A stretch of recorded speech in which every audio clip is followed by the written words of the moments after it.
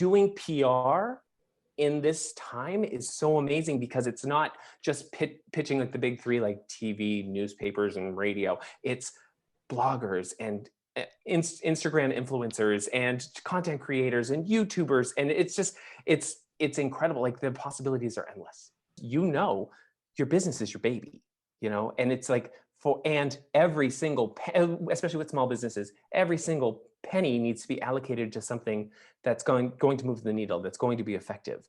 And PR, unlike marketing and advertising, there's no guarantee.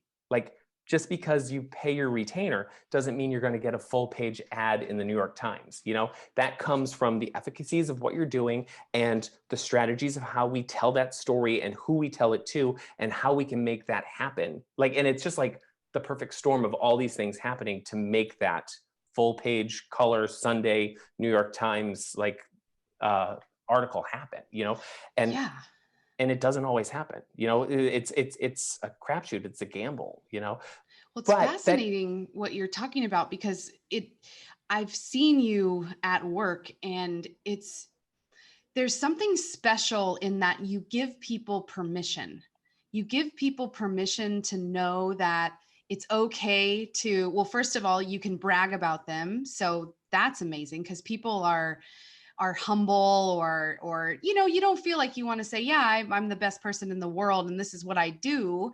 So having that level of support is so crucial. And then having the permission to know that what you're doing has value and what you're up to is important enough to take it to the front page of the New York Times or to create something or write a blog or, you know, social media, connecting, being able to connect this person to that person, and really just giving a lot of love out there, which is something that I feel like we could do so much more of, right? Well, if you don't have, it's so easy to give up.